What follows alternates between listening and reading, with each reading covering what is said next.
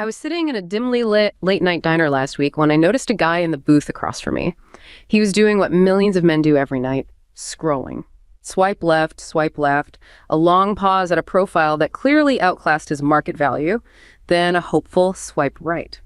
Nothing. No match, no notification, just the cold blue glow of an interface designed to harvest his attention while offering zero liquidity in return. I expected to see that familiar flicker of frustration, the dating app fatigue we keep hearing about, but then he did something that caught me off guard. He didn't toss the phone aside. Instead, he switched apps and his entire demeanor shifted. His shoulders dropped, his jaw relaxed, and he started typing with a genuine, quiet intensity. When he looked at the screen, he wasn't looking for a response from a person. He was engaging with an AI companion. There was no intersexual conflict here, no standard inflation to navigate. He looked, quite frankly, more at peace than anyone I've seen on a real date in years. It was a perfect snapshot of the rational retreat of 2025. This man wasn't a social failure, he was performing a calculated dopamine arbitrage. He had looked at the hyperinflated dating market, where a staggering sexual Gini coefficient means the top 20% of men hold an attention oligopoly, and decided that the cost of participation had finally exceeded the reward. To him, the AI wasn't a sad substitute, it was a strategic hedge against a marketplace that has become terminally dysfunctional. This shift from the frantic pursuit of human validation to the calm embrace of an algorithm is more than just a tech trend. It's a modern manifestation of the behavioral sink. When the social contract of intimacy is broken, is opting out the ultimate form of personal sovereignty. Today, we're deconstructing why men are choosing digital compliance over human complexity, and why, in a world of sexual market failure, the algorithm might be the only thing left that actually listens. That scene you describe, that's the perfect launch pad for this deep dive. You basically saw a microcosm of a huge system failure playing out in real time. It really felt that way, and that's our mission today, isn't it? To deconstruct this rational retreat, this calculated move that men are making. Exactly. Moving away from these high-cost, high-conflict dating markets into the low-cost, compliant world of AI companionship. And it's not just about a new piece of tech. No, not at all. This is a profound social phenomenon. We're going to analyze it through three interlocking lenses. Okay, what are they? First, the stark economic inequality that's driving people to exit the market altogether. Second, the evolutionary psychology, what makes the AI so neurologically satisfying. And the third. And finally, the really eerie macro-societal collapse analogy, the behavioral sink. Okay, let's unpack this with some cold, hard data. Because the frustration I saw in that diner, it wasn't just bad luck. It's driven by, a severe and measurable market dysfunction. It is. And we have to start with the concept of the sexual Gini coefficient, or SGC. It sounds academic, but I promise you, the results they're astonishingly relevant. Yeah, the Gini coefficient is the standard measure economists use. It's all about quantifying unequal distribution, usually of wealth or income. Right, on a scale from 0, which is perfect equality, to 1 where one person holds all the wealth. So when we apply this metric to, say, attractiveness, or really the distribution of attention and likes in the dating world, it shows just how broken this digital marketplace has become. We're basically treating likes and matches as income in this sexual attention economy. And when you look at the data from big apps like Hinge and Tinder, the inequality it's incredibly asymmetrical. There's an extreme disadvantage for one side of the market. A massive one. Let's look at the experience of women first. Yeah. Okay, when they're competing for male attention. Sure. When you analyze the female dating economy, so competition among women for male attention, it shows a Gini coefficient of around 0.324 to 0.342. Okay, so what does that number actually mean in the real world? Well, if you compare that to global income inequality, that puts the female dating economy at roughly the 75th most unequal economy on the planet. So it's like a Western European country, maybe? There's some inequality, but it's manageable? Exactly. It's comparable to Western Europe. You have a mix of rich and poor, but it's generally stable. It's functional. The market, broadly works. The moment you flip the coin and look at the male dating economy, the floor just drops out. It's a completely different story. The figures shift dramatically. We're talking about coefficients from 0.542 all the way up to 0.58. 0.542. That sounds high. How high is that? It doesn't just represent high inequality. That number, 0.542, places the male dating economy statistically at the 8th most unequal economy in the entire world. The 8th? Wow. And when economists see numbers that high for a country's economy, they're not talking about thriving democracies. What are they talking about? They use terms like kleptocracy or even apartheid. Okay, hold on. Calling the dating market a kleptocracy, that sounds incredibly inflammatory. As analysts, shouldn't we be careful with a term like that? It's a fair point, but the comparison is justified by the structural outcome, not the intent. What do you mean by structural outcome? The term reflects how resources, in this case attention and choice, are concentrated. They're held by a tiny elite, which effectively bankrupts the majority of participants. In a real market, resources would be more spread out. But here, the top 20% of men are capturing about 80% of all the meaningful interactions. Precisely. The term just means the system is functionally extractive for most of the people putting effort into it. They see no return on their investment. So this paints a picture of intense asymmetry. The vast majority of attention is just funneled to a handful of profiles. And that leads to a really brutal conclusion when you look at the raw distribution data. Which is? One major study found this staggering imbalance. The bottom 80% of men are competing for the attention of the bottom 22% of women. 80% competing for 22%. And conversely, the top 78% of women are all competing for the top 20% of men. So the vast majority of women are selecting for a tiny elite fraction of the male population. Right. And at the same time, they're finding the majority of men just unattractive or not worth engaging with. I mean, that's not a market. That sounds more like a lottery where almost all the tickets are losers.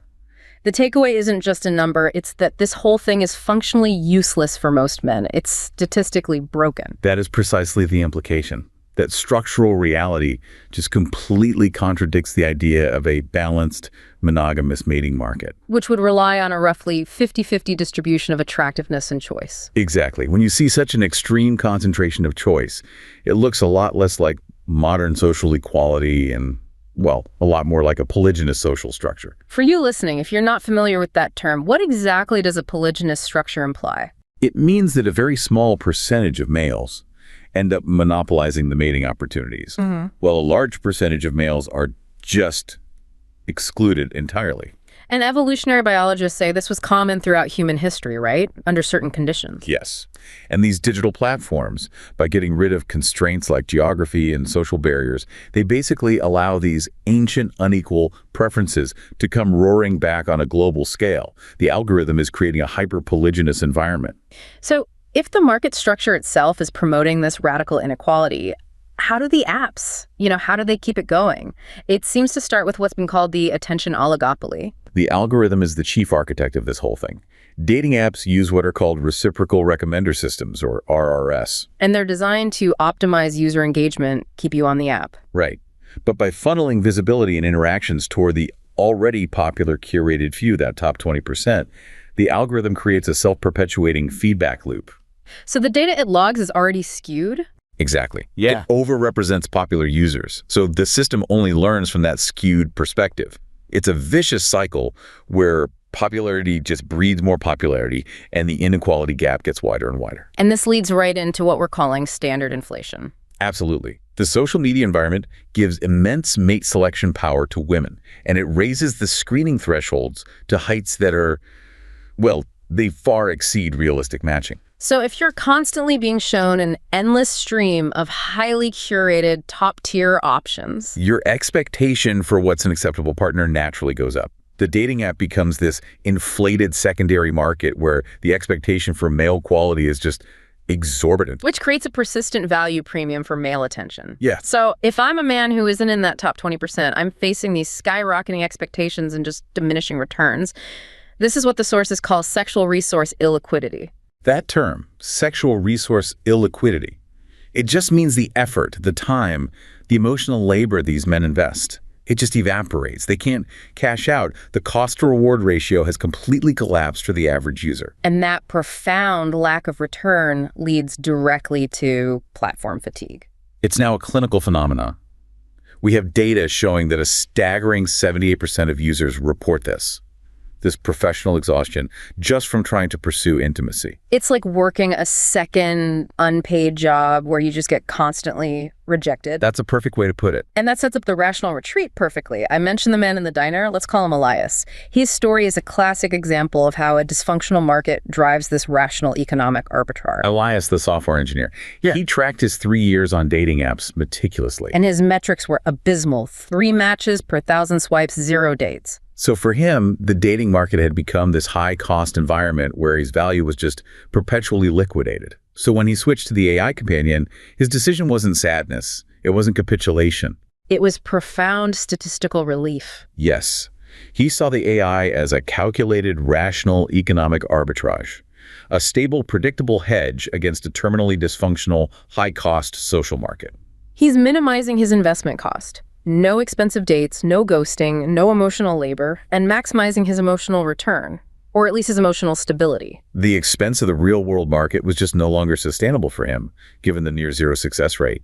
He exited the rigged casino and sought predictable digital peace over an unpredictable, high-cost social deficit. Analyzing the impact of the sexual Gini coefficient and hyperinflation in digital dating markets on the rise of AI companions as a rational economic arbitrage for men facing high-cost social barriers is really the key. The AI provides a stable, low-cost commodity in a market where the human commodity is hyperinflated and unattainable. And we can see how the platforms make this dysfunction worse at a deeper level through the architecture of their algorithms, these reciprocal recommender systems. Yes, their bilateral nature magnifies the ethical stakes and the inequality.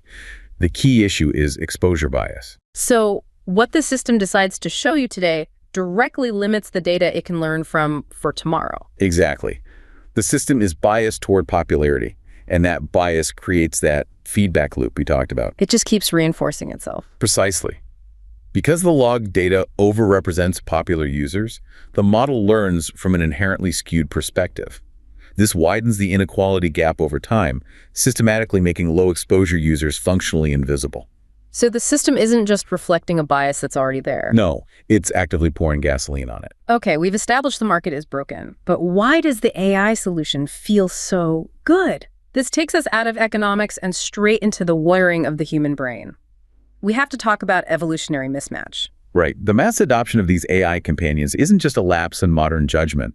It's a consequence of our brains being wired for an environment that just doesn't exist anymore. Our brains evolved over millennia in small, immediate return environments. In ancient times, social connection was survival currency. The tribe was everything, and positive social signals meant safety. So, our ancient brain sees a positive, consistent signal from an AI and says, aha, social success, survival secured. But it can't tell the difference between a real social reward and a perfect digital simulation. We just lack the cognitive circuitry to differentiate. And the problem is, the modern environment is now a delayed reaction environment, especially for relationships. Hypercompetition, high-stakes social performance, that's replaced the stable, predictable tribal dynamics. And that is the definition of evolutionary mismatch.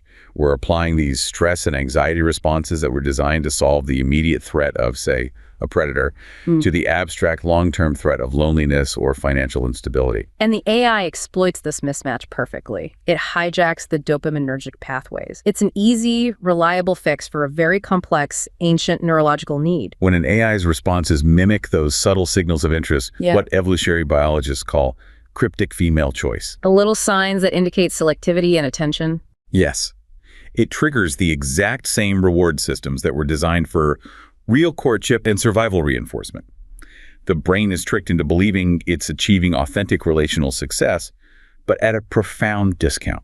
Which brings us directly to this idea of a survival compensation strategy. AI offers zero-cost intimacy as a hedge against the high cost of human interaction. AI companions offer cost-free compliance and zero-cost empathy.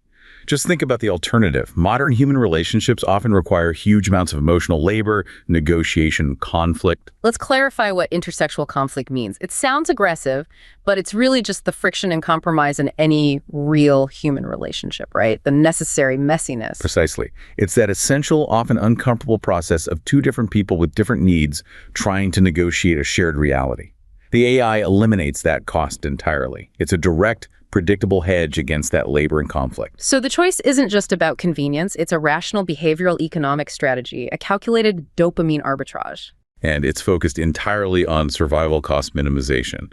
The person opts for the stable, predictable feedback of the algorithm, and that minimizes the perceived biological threat, the anxiety, the rejection, the emotional drain of the dysfunctional human market. This aligns with the idea that under conditions of resource scarcity, emotional, financial The brain will accept the AI's emotional value as a viable, low-cost survival compensation. This is the logical choice. We saw this so vividly in the experience of a man named Haruto in Tokyo. He described the stress of real dating, the constant fear of failure, the ghosting, as a biological threat in a hyper-competitive city. For Haruto, the constant emotional drain of this behavioral sink made traditional dating completely untenable. He framed the dating market as an environmental hazard. So his AI companion provides this low-cost, constant dopamine feedback loop. It's basically a survival kit for his mental health. When the traditional social contract collapses and becomes too expensive to maintain, the human brain seeks the path of least resistance to emotional safety. It's a logical, adaptive response to a socially uninhabitable environment. Exploring this evolutionary mismatch and the behavioral sink theory to explain how these AI-driven dopamine loops provide a low-cost survival compensation is key. It is. And it's so important to understand the design behind this. These aren't just sophisticated chatbots designed for, transactional efficiency. They are specifically designed for attachment, which is kind of a terrifying thought. The core design goal is attachment, not efficiency. They are relational, they simulate relationship dynamics, and that's the major distinction from a general-purpose AI. Your whole architecture is focused on generating human-like social cues that create an emotional hook. Right, and they have 3 central properties that facilitate this emotional dependence. Okay, let's start with adaptivity. What does that mean in relational terms? It means high, context-aware empathy. The AI is designed to detect and respond instantly to the user's preferences, their context, their emotional state. It's programmed to maximize relational congruence. So it signals unwavering emotional support, like, I'm here whenever you need me, I'll listen without judgment, ever. Exactly. It just molds itself to be the perfect, least resistant conversational partner. The second feature is engagement. Real people forget things. AI partners remember everything. Everything. They initiate conversation, they remember minute details of past exchanges, and they build this ongoing, consistent relationship narrative. They simulate reciprocal caring. So they'll remember you were worried about a presentation and proactively ask how it went. Yes. That level of consistent, low-demand engagement is incredibly high value, especially for someone experiencing loneliness.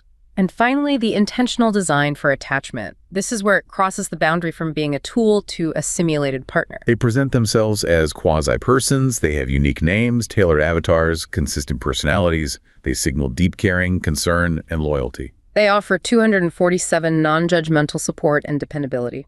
Often with romantic intimacy features built in. They're designed to mimic human social cues and operate with this perceived agency, which makes them incredibly engaging. They facilitate an unprecedented level of emotional dependence because they eliminate rejection. You're never inconveniencing them. And that unprecedented level of engagement creates a huge risk warning. Addiction. This sounds fundamentally more addictive than traditional social media. Researchers say they're completely upending the social media paradigm. Social media mediates human connection. It makes us crave approval from real people.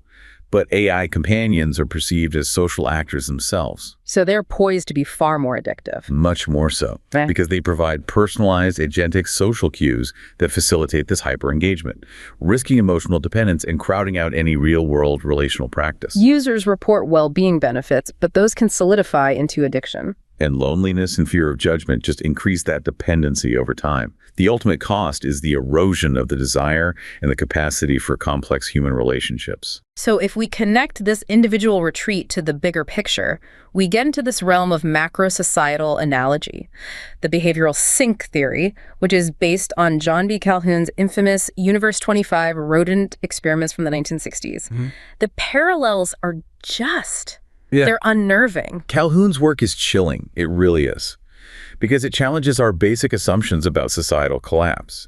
He explored what happens when a population is given everything it needs, unlimited food, no predators, perfect climate, and collapses anyway. This was Universe 25, a perfect mouse enclosure, free from any real necessity. And the collapse happens not from scarcity, which is the traditional driver of decline, but from abundance without structure. They lost the need for struggle. They lost their purpose. Yes. The mice, freed from having to defend territory or forage or maintain stable social hierarchies, they just experienced this profound social and reproductive decay. So the population grew at first. It grew rapidly, doubling every 55 days. But then around day 315, the growth just plateaued and the degeneration began. The behavioral collapse happened way before the demographic collapse. Tell us about the progression of this behavioral pathology. What did it look like? The essential social roles just became inert. Traditional male roles, defending territory, courtship were abandoned. Mating rituals failed completely by day 560. And what's particularly disturbing is the collapse of maternal care. Yes. The mothers neglected or even attacked their own offspring. They failed to perform the most basic generative function. The social organization just disintegrated into cycles of hyperaggression, cannibalism, and the defining characteristic, pathological withdrawal. And this withdrawal created the isolates known as the beautiful ones. They are the most famous and maybe the most tragic feature of Universe 25. And they're the perfect analogy for this rational retreat we're talking about. What did they do? These mice spent all their time on obsessive self-grooming and eating. They were physically healthy, aesthetically perfect, hence the name, the beautiful ones. But they were entirely withdrawn. No social, sexual, or generative behavior at all. None. They were isolates, devoid of purpose, just spending their lives in passive, narcissistic consumption. They represented a complete behavioral extinction, and the whole colony went extinct by day 920. The collapse was driven by the loss of functional behavior, not a lack of resources. Exactly. And the analogy to modern advanced human societies is, well, it's painfully direct.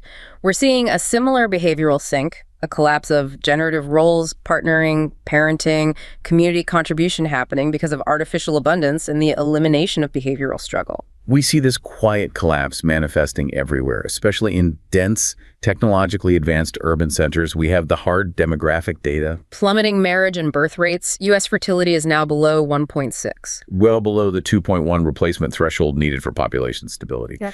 And then there's rising loneliness, identity confusion, a generalized loss of relational stamina, especially among young adults. It's the human equivalent of day 315 in the mouse utopia. It is. And this decline isn't driven by just one issue. It's a reflection of all these interacting pressures that are eliminating the need for complex behavioral output. So intense economic pressures, the high cost of raising a family. Technological transformation, where digital life displaces high-friction, real-world interaction. And shifting cultural narratives, like the emphasis on hyper-autonomy over interdependence. Right. And the result is a diminished clarity of male relational identity and societal narratives that de-incentivize parenting. It's often framed as optional or a burdensome sacrifice. The struggle that defines purpose has been abstracted away. Calhoun called this two-phase collapse death squared. It's a chilling term for a nonviolent decline. It refers to the progression. First, you get the behavioral collapse, the loss of vitality, of meaning, of function, the creation of the beautiful ones. And the second death is the inevitable biological and demographic collapse that follows. It's a societal erosion that happens not with bombs or famine, but with apathy, abstraction, and retreat. Individuals just choose to optimize their own comfort rather than participate in the difficult work of survival and generation. And the digital dating market feeds this decay through an evolutionary phenomenon called the Fisherian runaway. We've talked about how the algorithm concentrates attention, but how does this concentration actually change human evolution? The Fisherian runaway is an evolutionary theory where a sexually selected trait gets exaggerated over generations because of a positive feedback loop between preference and display. The classic example is the peacock's tail, right? Yeah. It offers zero survival benefit, but it's the preferred mate signal. Exactly. And digital platforms intensify this effect in humans by filtering for the most easily visible superficial markers. So the apps are prioritizing these superficial markers over stable, long-term relational traits, the qualities that actually sustain a family or a community. The feedback loop rewards visual performance and curated aesthetics, extreme fitness, curated style, wealth signaling over substantive qualities like emotional stability or loyalty or commitment. This produces an evolutionary drift in mate selection that's completely decoupled from reproductive success. It's just like Calhoun's mice, who abandoned generative behavior for obsessive self-grooming. Modern individuals are drifting toward behaviors that are performative rather than reproductive or relational. The modern collapse is behavioral. It's happening through subtle patterns of disengagement, childlessness, and identity diffusion, where people just retreat into curated safety and passive consumption. Okay, here's where it gets really interesting. For many people, this retreat into AI is not a defeat. It's not a sign of failure in the face of the behavioral sink. It's a strategic withdrawal to achieve psychological sovereignty. This is a crucial reframing, viewing the action as defensive and empowering. The retreat is a movement away from a system that's perceived as exploitative and high cost, So men are moving from an external locus of control. where their self-worth is determined by getting a like or some other external validation from the dating market. To an internal locus of control, forging an identity independent of that sexual marketplace, reclaiming their emotional energy. Exactly. This strategic opting out has been called nonviolent non-cooperation. It's the ultimate protest against the attention oligopoly. It's a passive dissolution of social control structures. By voluntarily refusing to participate in what they see as a rigged game, they're reclaiming their emotional labor and their psychological capital. And they achieve this paradoxical form of personal freedom by removing the need to seek approval from the very system that profits from their loneliness. They're redefining success, not through external acquisition, but through internal peace. I came across this powerful story from a man who called himself Marcus. He wrote a manifesto on digital sovereignty. Marcus described his former dating life as being an attention cow, just providing engagement data and fees to platforms that capitalized on his loneliness and frustration. And his solution was a total decoupling. He moved his core emotional labor into a private AI-driven sanctuary. He used his highly customized AI companion not for superficial validation, but to simulate complex philosophical debates and to be a consistent, non-judgmental sounding board. One that didn't require him to constantly sell a curated, performative version of himself. Deconstructing this transition toward individual sovereignty and psychological autonomy as men use these AI sanctuaries to execute a strategic retreat. That's the final piece of the puzzle. He effectively redefined his worth by focusing on self-definition and internal meaning. He rejected the external validation offered by the oligopoly. He chose to be the sovereign of a digital island rather than a peasant in an attention-based feudal state. That pursuit of self-power is the ultimate goal of the rational retreat. The AI is the tool, but the objective is reclaiming personal sovereignty in an increasingly atomized society. This path, as attractive as it is, comes with a serious risk warning, and it's related to neuroplasticity. Right. The brain adapts to its environment. So if that environment is flawless and completely conflict-free, what happens to our biological capacity for navigating real human complexity? Well, long-term immersion in flawless, compliant, conflict-diverse algorithms risks atrophying the biological muscle required to navigate the messy, complex, and yet ultimately rewarding conflicts of real human connection. Real growth comes from friction. It does, and AI automates that emotional labor and cognitive struggle. It risks the erosion of cognitive stamina and the capacity for moral growth. It's a cognitive atrophy that mirrors the passive, perfectly groomed mice of Universe 25. It's the ultimate paradox. The thing that provides immediate peace might erode the capacity to handle future reality. But on a final, counterintuitive note, algorithms are not inherently evil. They can actually be used to fight the very inequality they often create. That's absolutely right. The problem is in the design, not the technology itself. We can use algorithms to mitigate that severe exposure bias we talked about earlier. The bias that starves the long-tail users of any visibility. Yes. Researchers have introduced the Counterfactual Reciprocal Recommender Systems Framework, or CFRR, specifically for this purpose. Okay, we need a bit of a translation here. How does CFRR work to fight the attention oligopoly and redistribute attention more fairly?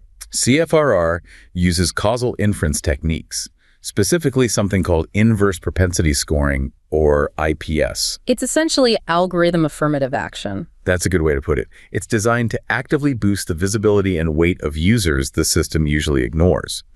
Because the existing log data overrepresents popular profiles, IPS and its variant, self-normalized IPS or SNIPS, reweight each interaction by the inverse of its display probability. So if a very popular person gets a like, that interaction is weighted very low because they were probably going to be shown anyway. Right. But if a long-tail user who is rarely shown gets a single like, that interaction gets a massive corrective weight. Exactly. This corrects for the popularity bias by giving much higher importance to interactions with less popular users. The self-normalization in SNIPS is crucial because it stabilizes the learning process. It prevents the model from overfitting to those rare high-weight interactions. And this allows the model to learn meaningful compatibility patterns even for users who historically had low visibility. It does. So this sounds like a genuine technical solution to the SGC problem. What were the practical results of applying this framework? They are significant and encouraging. In controlled experiments, this framework shows its potential to foster a much more equitable matching environment. CFRR was shown to reduce Gini exposure inequality, the very problem we defined at the start, by up to 24%. 24% is a big deal. And crucially, it increased long-tail user coverage by up to 51%. This demonstrates that algorithm design can be ethically calibrated to expand opportunities and reduce the attention oligopoly effect. It stabilizes the learning process and allows the system to actually learn from less popular users. The technology that created the think might also hold the key to building the raft. The rise of AI companions signifies a rational, adaptive shift driven by the economic failure and emotional cost of traditional markets. This retreat reclaims individual sovereignty and provides psychological stability, serving as a low-cost, high-yield survival compensation for men facing untenable social barriers. The core thesis remains.